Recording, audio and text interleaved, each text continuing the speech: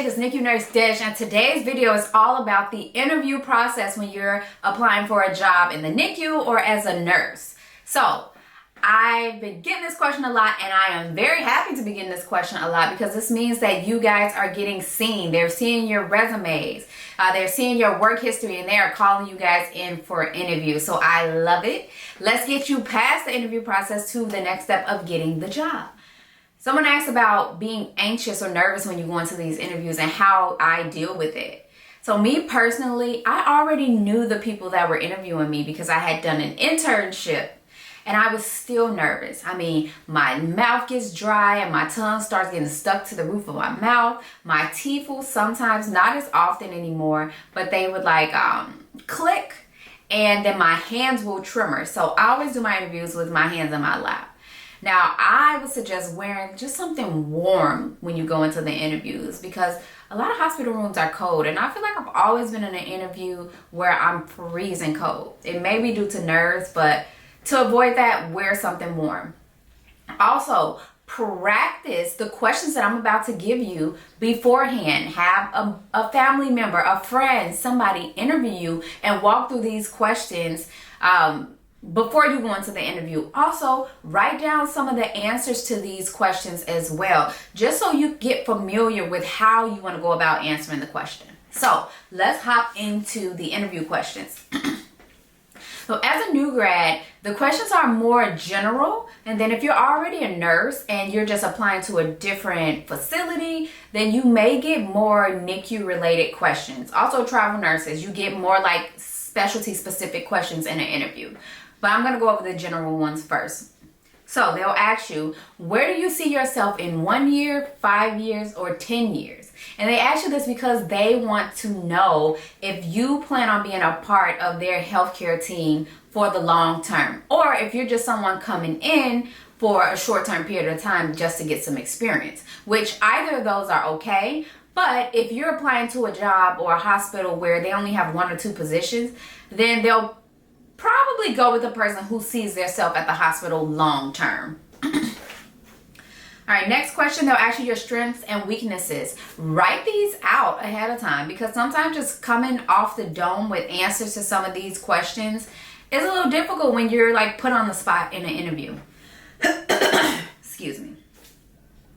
All right, they'll ask you your views on teamwork because you know nursing is a team-oriented field. So you'll always, at some point, need a doctor or a colleague or respiratory therapist to help you during some time in your shift. So they want to know that you're team-oriented and can work as a team. They'll ask you why you're interested in working in their NICU. They'll also ask you what drew you towards their hospital organization. So this is a question that's asked a lot, and I recommend looking up the hospital before the interview, looking at their missions, looking at their values, beliefs, and all of those things, because that shows that you did your research ahead of time. You know a little bit about their facility. So it kind of makes them feel better than somebody who comes in and is like, I don't know. Because then it just looks like, oh, I'm just looking for a job and y'all have one open. So definitely do your research beforehand on that as well.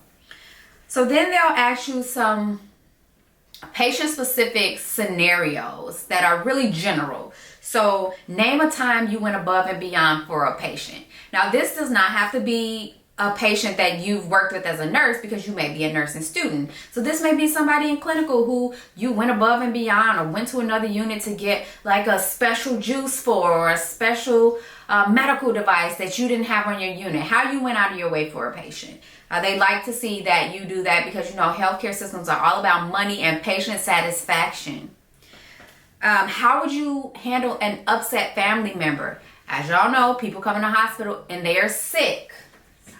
People come to the hospital and they're sick, and sometimes they're angry, and they may have angry family members that are wondering, why is my family member waiting so long for care? Or if you're working in the NICU, you know that it's a family-centered approach. So you're not just treating a NICU baby. You also have the parents who are there watching what you do, asking questions, and you're also teaching them as well. And also sometimes even taking care of them. You may have a mom who's feeling really crappy and you're trying to assess, but you need to call the labor, delivery, or postpartum nurse to come and get her. But it's just a family-centered approach.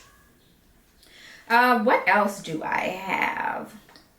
How would you deal with a coworker who is difficult? So they want to know that you are not a ticking time bomb and just going to go irate and go crazy on all of the nurses on the unit. They want to know that you can handle conflict as a nurse, because let me tell you, I've dealt with some nurses who have pissed me off from here to Mars, and I'm just like, yo, but I know how to handle conflict. So, you know, you stay professional and you leave all that extra stuff for another time, or you just, you know, swallow it and go about your day. How would you handle a disagreement between yourself and a doctor in regards to care for your patient?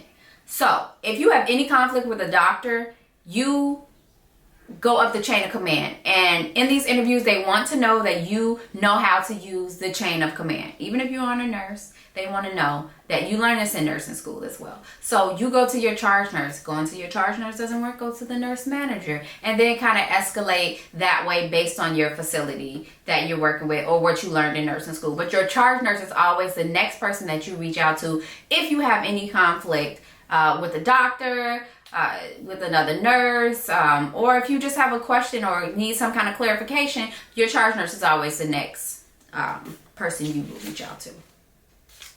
And then describe a time when you were under a lot of pressure. So this goes back to the other question with the conflict with the colleague. They want to know that you can handle being under pressure and you can handle conflict. So don't be like, oh, I ran off the unit and I went in the bathroom and cried my eyes out. Then I left work. Let me tell you, I know some people who see some conflict or get into some conflict and get under pressure and they leave work.